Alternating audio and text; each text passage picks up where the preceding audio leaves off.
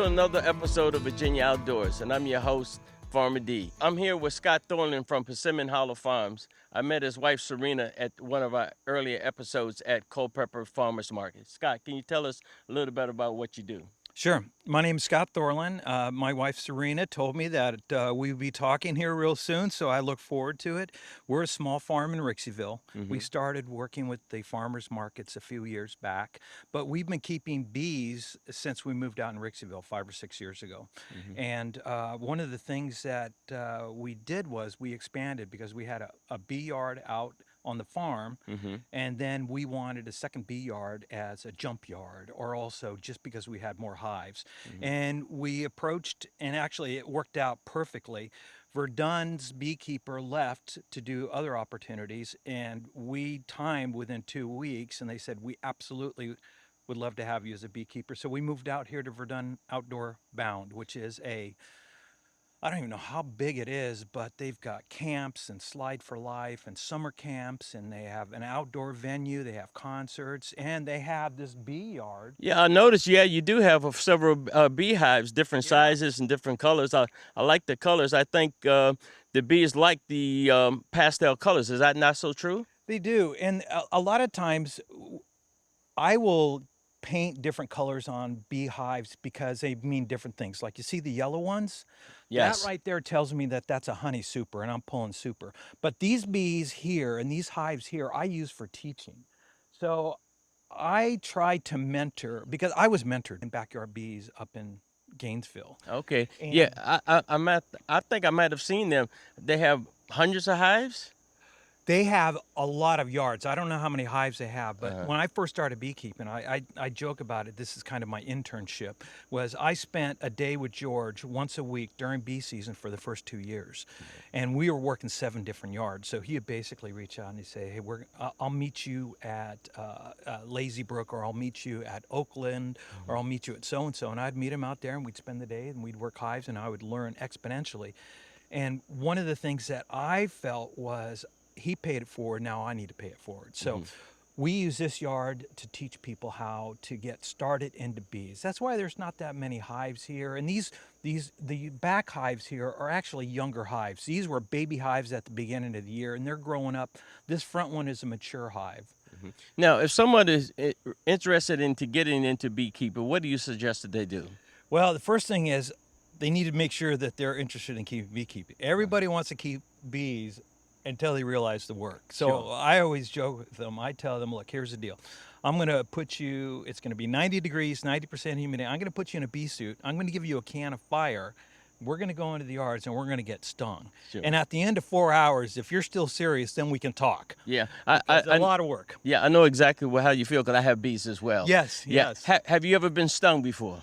Oh, I think I got about a 50-50 chance of getting stung every time I walk into a bee yard. Yeah. But I've never really been hit hard. I think one time I got hit hard. In fact, I was with George Wilson when that happened, and we both kind of tapped out. It was a feral bee, and we were going to relocate them, and they got the better of us. And Yeah, understand. When I first started getting into beekeeping, my goal was to never be stung. That lasted for about 2 weeks. yeah, I'm surprised it lasted 2 weeks. Lasted me about 15 seconds. Right, yeah. But it happens. I mean, if you're going to have bees, that's just part of it. You're going to get stung, and you get used to it. Not that you get stung every time, but you get desensitized by it. Well, another thing too, and a lot of people don't realize this, your demeanor inside the bee yard will determine how the bee's demeanor is.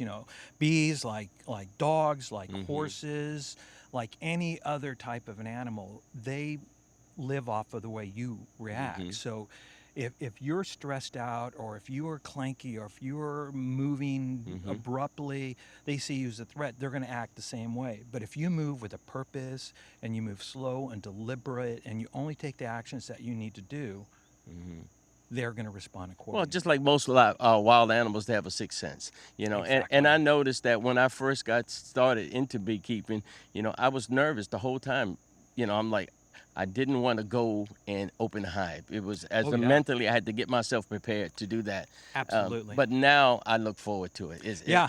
I really look forward to Well, you know, opening a hive to see exactly what they're doing. exactly, and you know, there's a whole concept that it's therapeutic.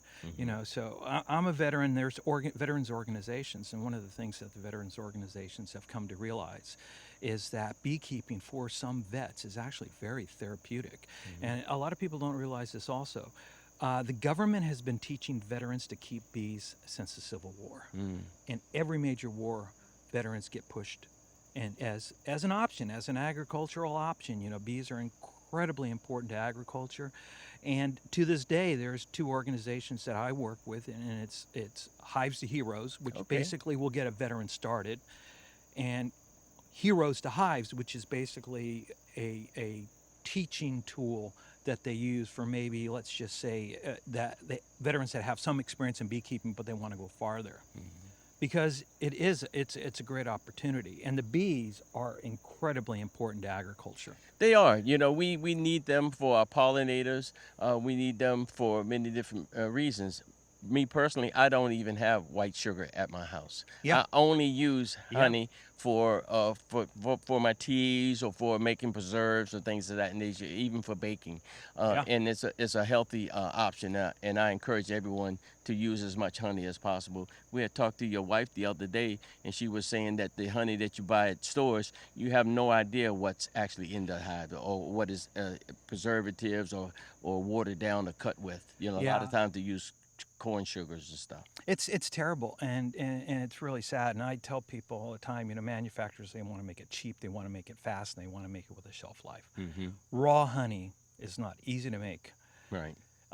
and it doesn't have a shelf life. Raw honey will crystallize, Right. but at the same token, to make it cheap, fast with a shelf life, Hmm.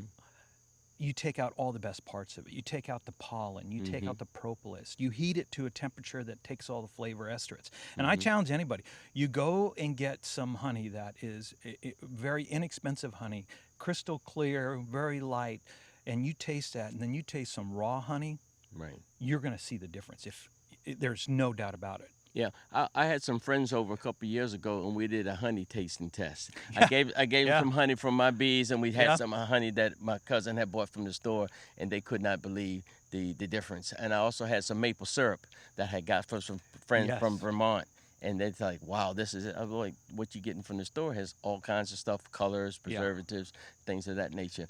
I did a little research before today, Hmm. and I found out that for a bee to create a teaspoon of honey, they have to visit 127,000 flowers. Yeah, That's a lot of flowers. yeah, I'd never heard it that way, but the way I heard it was for a bees to make a teaspoon of honey, it takes 12 adult bees their entire life to harvest 1 teaspoon of honey. And they Right, have to fly, like, a bee will fly 5,500 miles in its life, and it's a short life. right. Speaking of which, what is the lifespan of a bee? Well, you really have two different kinds of bees, especially in this environment. You have summer bees, which are going to live anywhere from 4 to 6 weeks, and people argue a little bit less and a little bit more.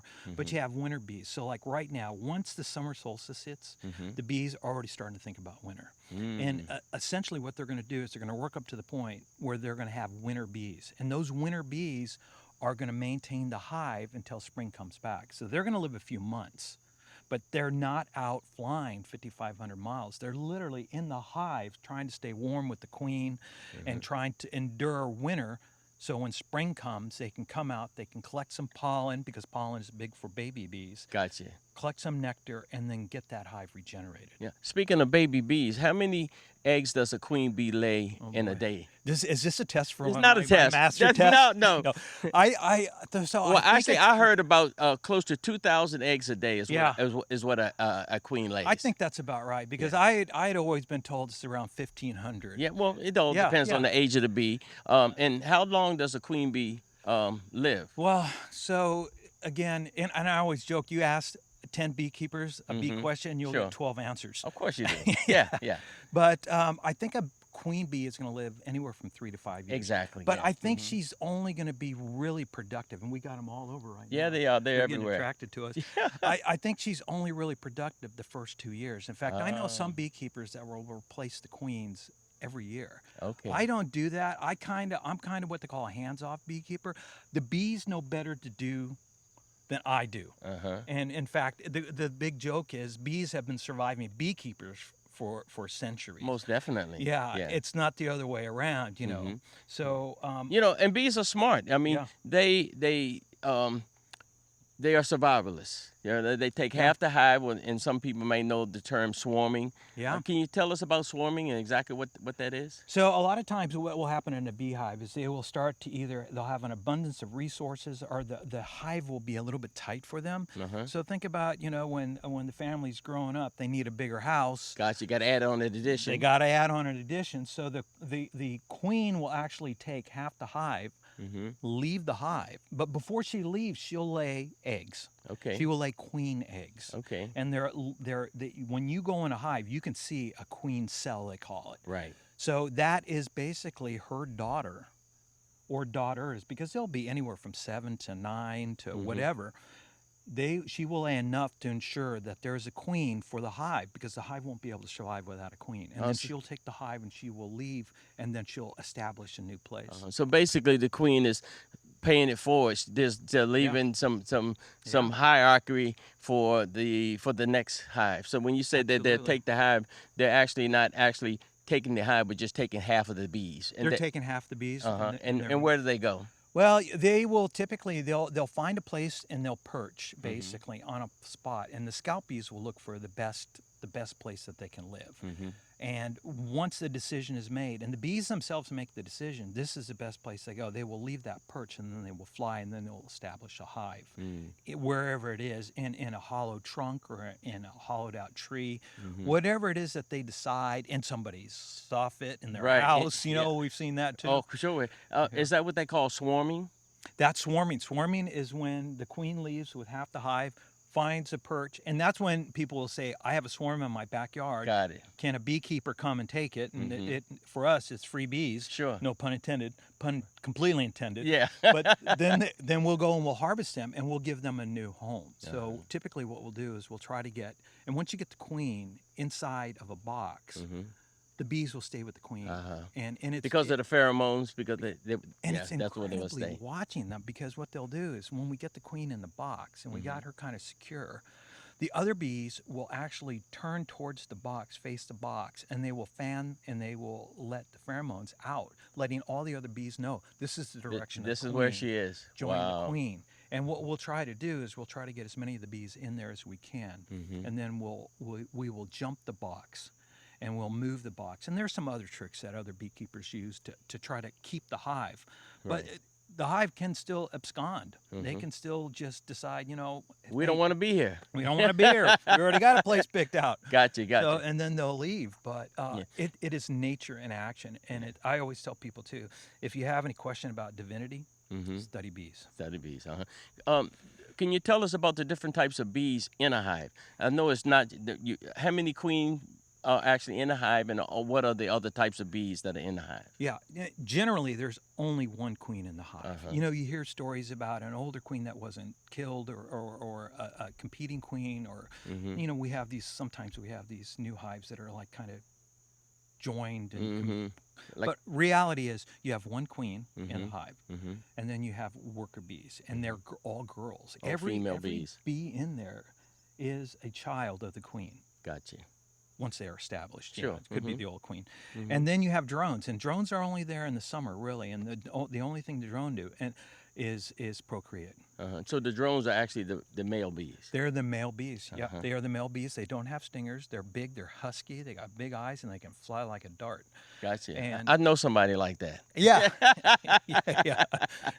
Well, good. Well, I think now let's put on some suits and maybe take a look inside to see who's actually doing all the work. You know, we reap the benefit of it, but the bees are the ones that's actually doing all the work. Yeah, and I would tell you, one of my mentors, Carla Eisen, we would go into the hives and I'd say, look at they're doing well, or something like this, and she goes, Scott, they're girls. Yeah, They're all the girls. ladies. And then I've learned, really, they do all the work in the hive. They care for the young, everything like that, and it really is. You know, you have to acknowledge the fact that all these ladies are working hard to give us some honey and a little pollen and a little propolis. And, Yeah. and Well, I got some news for you. The women do all the work out here too. Let's not. We gotta be honest.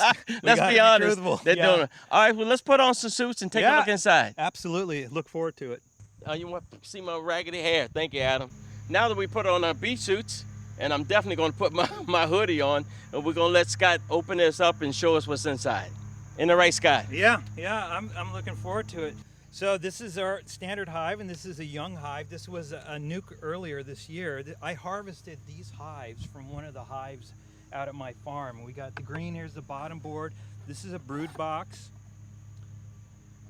These are all brood boxes. This is a deep and a shallow. And this right here is a queen excluder. This right here prevents the queen from coming up here and laying eggs. And I paint this yellow because it lets me know I got honey on board. When you say brood box, what does that mean, Scott? This is kind of their home. This is where they lay the eggs. This is where the larvae, this is where they hatch. This is really the production area as far as bees, making more bees and supporting bees. You know, bees go through a life cycle in their 4 to 6 weeks, and they do everything from cleaning to taking care of their brothers and sisters to harvesting honey, everything. It's a slow evolution of life, and it's just a beautiful, wonderful thing to see. So we take this cover off, and I shouldn't have tapped because I'm waking them up. Wake up. So Oh yeah. And they're off. Okay. So Break. Hold up. We're firing up the smoker, because when you open a beehive, you should always have some smoke, and that distracts them, and that's the best thing to have is some smoke. yeah, you know what? It does a few things. The first thing it does is it kind of confuses the bees, because the bees use a lot of their communication is based on pheromones, and that smoke masks the pheromones being transferred. And it also can kind of disguise you, because, you know, if I get stung on the hand, I can kind of smoke that area and it covers up the pheromone a little bit, the targeting pheromone. The other thing that it does is the bees, some of the bees will think that the hive might be on fire, and what they will do is they will go in there and they will get some honey in case they have to evacuate, and then they'll fly off if they lose the hive and restart another hive. So when we smoke the bees, what you'll see is the bees will start to go down into the hive.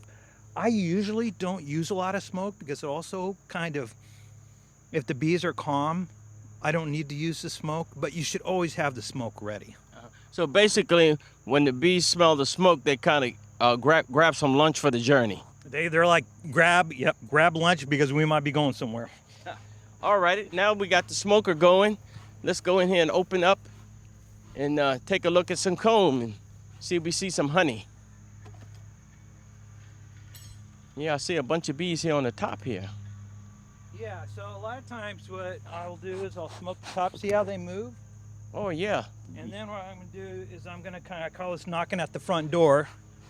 I'm just letting them know and just kind of throwing them off. And I'm going to put some gloves on. A lot of times I don't wear gloves. Sometimes I'll wear gloves, but I think today I'll wear gloves. Yeah, sometimes once they get active, yeah, they will get active and they will get ornery. But I think these guys are okay. Yeah, I can see now that smoke really calmed them down. There were a bunch of bees on top and a bunch of bees in the front, but now they're kind of calmed down. They're all inside now, which is a good thing. So this is the inner cover. Okay. So we're going to pop the inner cover up. And what you're going to do is you're going to see the bees, and there's a hive beetle, which is a pest. Oh, there's a few hive beetles. Yeah, wow. There are, you know, the decline of bees and the things that bees have to deal with. I call it the 3 Ps. Okay, the 3 Ps, okay, which is? Pests, which are the hive beetles, but really the dangerous pest for honeybees right there are the varroa destructor mites, and we have to treat them. In fact, I'm going to treat these bees today for varroa. Look at her right there giving off her scent. Wow, I see it now. And then the other one is poor nutrition, because poor nutrition. What's happening is we're getting to have so much, the agricultural land is so much monocultural that we could be in the middle of a almond farm or in the middle of a buckwheat farm or something like this. But once the flowers pop up and they go back down, there's nothing for the bees to eat. So they're fighting nutrition. And then the last one, and this is the one that I think we can deal with immediately right off the bat, is the use of pesticides and chemicals. Well, I know the pesticides and chemicals were destructive to the bald eagle and other raptors, the fishing industry. So yeah, we can definitely try to stay away from pesticides of any types. And part of me, I just don't understand why it's, there's so many natural ways to do things and be smart about things. I just don't know why we rely on chemicals so much, and it's sad because I think chemicals are going to be the downfall of. Yeah, I think 30 years from now, like we used to say with smoking, Yeah. it used to be everybody smoked, and then people figured out how dangerous smoking was, and that it decreased significantly. I think it's going to be the same thing with pesticides and chemicals. They're going to realize how dangerous they are, and then we're going to cut back on them significantly. Now, what is this, Scott? Is this a comb that has some honey in it? That is, and I'm going to look to see if I can find a full comb. Alrighty. This one has more on. So here's one that's got, if you look in there, you can see. I always put let's walk around here, Scott. At my back so I can look in there. And what you can see is the nectar. So it's not really yet honey because it's not capped. So what they do is they get the nectar from a flower, they put it in their honey gullet, and then what they're going to do is they're going to fly back here and they're going to give that to one of their sisters, and then she's going to put it in here. When you say honey gullet, is that a fancy way of saying gut? Yes. Yes, exactly. They got two stomachs. They got one that they carry honey with, and they have another one that they actually use to feed themselves with. And they'll bring that honey back, and then they'll give it to them. But when it's in their belly, they're processing it. There's enzymes in there that is getting ready to change the nature of the honey. And then when they put the nectar in here, what it will do is they want to get it to dehydrate to a certain point, and then they're going to cap it. And let me see if I can find a cap frame. Alrighty. So these are young bees, or I should say this is a young colony. So when we have a young colony, they're really just starting to get used to working honey. So there's not a lot of honey. We haven't had this super on here very long. So now what we're going to do is we're going to take this one here and we're going to put it right here. Okay. Because what I don't want the queen to come up and get into there and then she's trapped on top, because this is what we call a queen excluder. Okay. This right here prevents a queen from coming up into the honey and laying into the honey. And the reason they call this a queen excluder is because the queen is bigger than the female bees, which are the worker bees, and she can't get through there. Yeah. And Got it. We shook some of the hive beetles off. Oh yeah, these got a lot of honey in it. This one here may be capped, I'm not sure. Yeah, that one. A lot of times the honey is typically on the outside. Okay. So this should have some. When you say outside, you mean the outside frame in the box? Exactly. The outside frame in the box. And what is this? This is a hive tool. This is called a J tool. Okay. Woo, lots of bees. Lots of bees. And we want to get, every movement we make, we try to make a methodical movement. We're not just being haphazard at what we're doing. So this honey isn't capped, but there's a lot of honey. That's capped. Got it. Look at that right Nice. there. That is beautiful. So this honey is this is their pantry. This is what they're going to put. This is what they're going to survive off a winter in. And what they do is when the nectar gets to a point where it becomes honey and it's less than 18% water in there, so it's dehydrated a little bit, then they're going to cap over it and that's going to seal it. And that honey right there will last. It will never expire. It doesn't ever turn bad. They found honey in places before when they've uncapped it. It's still good. Now, we were talking to Serena at the farmer's market. She was telling us that you take the cap off of the honey to make some of the molds. Is this the actual cap that you remove? Yeah. So what we'll do is there's a few different ways to do it. But if I had a tool, I would take like a knife and I would cut across and I would just remove this top layer. and I would take this wax and I'd put it off to the side, and I'd do the same thing on the other side, and then I'd put it into an extractor, and then we'd spin. That little girl let me know she's there. It would spin, and then we get the honey out. But we take that cappings, this wax right here that covers it, and then we would separate that, and you'd heat up some water, and when the water cools, the honey floats to the top, the water stays in the middle, and then the water stays in the middle, and then any excess honey is down at the bottom. And you can actually take that excess honey, you can use it for baking honey, or you can feed it back to the bees if you want, and that's typically what I do. Like you said, I try not to feed my bees. I try to let my bees, I support my bees to let them do what they need to do to get through winter. And Serena showed us that certain times of the year, depending on the flower, that the honey is different colors. She showed us some that was buckwheat honey that was a darker color. So the color of the honey is dependent on what the bees got the honey from, because remember, there's also pollen in there. And if you saw that capping, that is a very white wax. And you see the yellow wax that you always picture in your head. Sure. There's a lot of pollen in there. Okay. So the color is dependent on the nectar, and the pollen the color of the honey is dependent on the nectar that the honey came from, and also the pollen that's in there. So what we're going to do is I'm going to flip this box over. When I go into a hive, I want to see brood. I want to make sure that queen is good. So I'm going to check this one right here. When you say brood, you mean baby bees? Baby bees. See, this is undrawn foundation. Okay. They haven't got to that. Remember, this is a young hive. I just put this on not long ago. And we've seen the honey. Now what we want to see. Woo! This thing is loaded with bees in here. Wow, it look like all these frames are full of honey as well. Yeah, it does. Yeah. Let me see if I can see some foundation. This is that wax that we're talking about right there. Okay, gotcha. So that's what they use to make this is actually comb, and then they put that's what they put the honey in, and also use it for putting the baby bees and stuff. Yeah, they make their brood with it. So we're gonna do is we're gonna try to open up.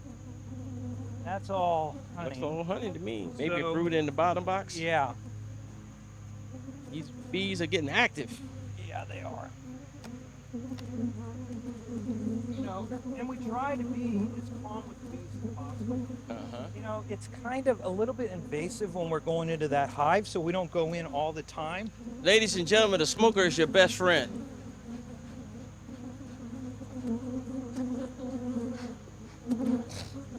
So I can already tell there's brood in here. Brood, we're talking about little baby. Oh yeah, I can see it, a different color. Yeah, definitely darker than white cappings. Even though you may not see smoke coming out of here, but they can still smell, and that helps a lot. Woo! Now we're talking. Now we got some brood.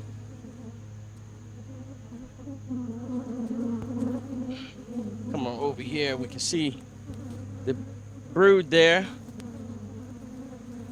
Lots of brood. So all of this right here, different color for sure. They're baby bees ready to be born. And what ends up happening is the queen will lay an egg, and it will be an egg for about 3 days, and then it will be a larva, and then they'll cap over, and it will hatch in 8 days. We good here. Let's close it back up, and we'll go over there and we'll... Okay, so we're going to go ahead and close them up. Yeah, let's close them up, because they're getting a little riled up a little bit. Yeah, and the other reason we're going to close them up is really what we wanted to see is the health of the colony. That's all we wanted to see, and we saw the brood. We didn't see any significant pests. So we know the colony's healthy, and we're going to move on. I tell you what I see 1,000 bees swarming all around this suit. Ladies and gentlemen, the smoker is one important thing, but most important is the daggone suit. You talk about bees. The first thing you do when you decide you want to be a beekeeper, you get yourself a suit. The best suit money can buy. But I have seen people without suits. I've seen people doing bees without suits, but those obviously are experts. I don't think I'll ever get to the point where I'll go into a hive without a suit. But I don't know how many bees are around me, but they're, thank God for this suit. Definitely. Wow. When people say busy as a bee, now I understand all the work they do. They fly 5 miles to get nectar, and then they go to 127,000 flowers just to get 1 teaspoon of honey. So the next time you waste some honey, remember and think about how many flowers a bee went to just so you could get some honey. Unbelievable. So what we're going to do is we're going to let these guys, Yeah, we're gonna let these guys relax a little bit. we're gonna let them relax a little bit. And then when we're doing a bee yard, we could do up to 20 hives in, 4 or 5 hours. And you get into the rhythm and you get into the pace. And it ends up being, it doesn't sound like it right now, but it can be actually a very calming experience. I'm pretty sure everyone can hear all the noise from the bees. There's bees all over the mic. About how many bees are in a hive, or average, depending on the size of the hive? A fully mature hive is probably around 60,000 bees. 60,000 bees. That's a lot of bees. Yeah. Yeah. And the queen. So basically, the queen, like you said earlier, can lay up to 2,000 eggs a day. So there are 2,000 being born, 2,000 leaving. Well, you got the life cycle. So the Yeah. queen will lay, and the queen will lay depending on what time of year it is.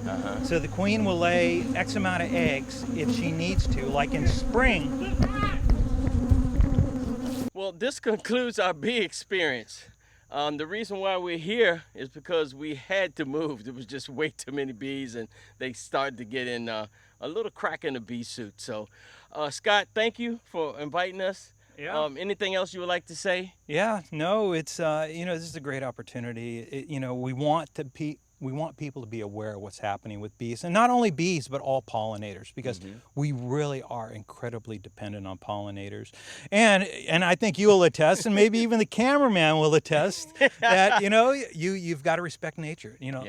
Mother Nature teaches you two things: tough love and patience. Most definitely. And we moved here so we could take our hoods off, because I don't think if we were over there with Impossible. these hoods off, It was just thousands of bees. Yeah, it was. They're a little bit.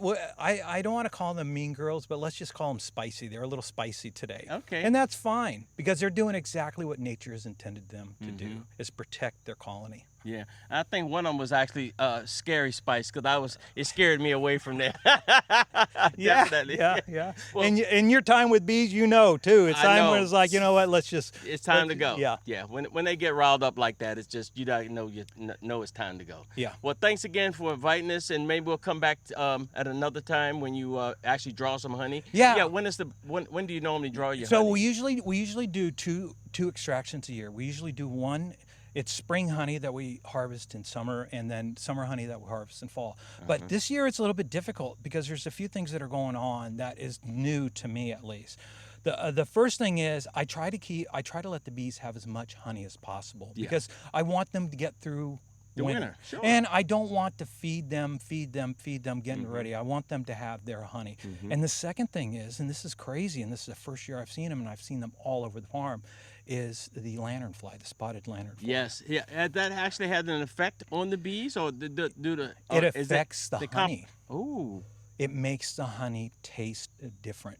How is that? Well, so bees go out and collect nectar. Yes. And nectar is typically out of the flowers, but the spotted lanternfly gives off a type of a sap.